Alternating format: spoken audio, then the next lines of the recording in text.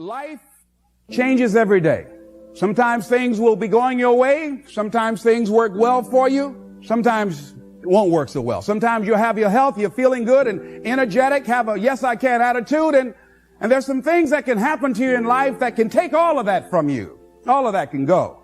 Sometimes you might be financially secure, and a sickness, one sickness can wipe out an illness. Life always changes. But you can choose in the midst of all of this that's going on to be happy in spite of it. In the good times and in the bad times, you can make a choice. Viktor Frankl, he talks about that. He said the last of the human freedoms to choose one's attitude in any given set of circumstances, to choose one's own way. Douglas Matlock has a poem I love entitled It's Fine Today. He said, sure, this world is full of trouble. I ain't said it ain't. Lord, I've had enough and double reason for complaint. Rain and storm have come to fret me. Skies are often gray. Thorns and brambles have beset me on the road. But say, ain't it fine today?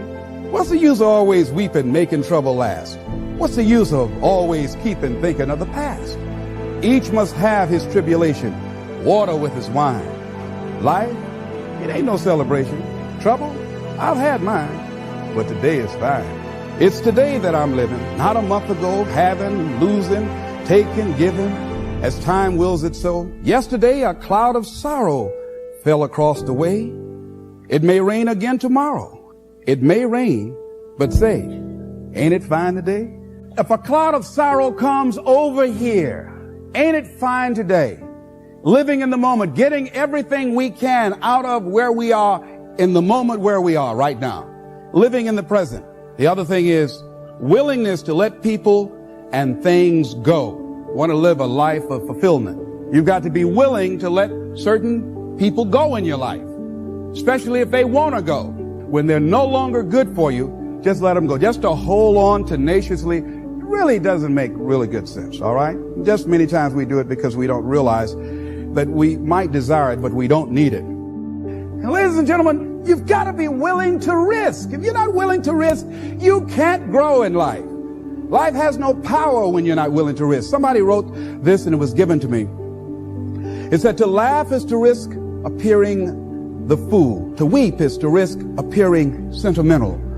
To reach out for another is to risk involvement. To expose feelings is to risk exposing your true self. To place your ideas, your dreams before a crowd is to risk their loss. To love is to risk not being loved in return. To live is to risk dying. To hope is to risk despair. To try is to risk failure. But risk must be taken because the greatest hazard in life is to risk nothing. The person who risks nothing, does nothing, has nothing, is nothing. They may avoid suffering and sorrow, but they cannot learn, feel, change, grow, love, and live. Chained by their certitudes, they are a slave.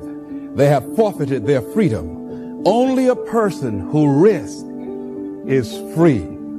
Next thing is face the truth about life and deal with it. And a lot of people, when someone in their life that they love very much dies, they allow it to take such a toll on them. They make themselves miserable, and they literally will themselves to die early because they feel without this person they have nothing to look forward to.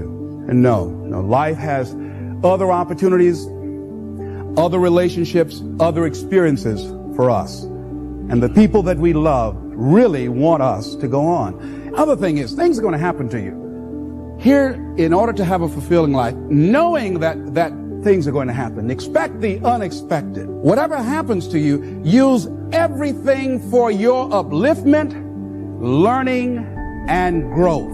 Everything that happens.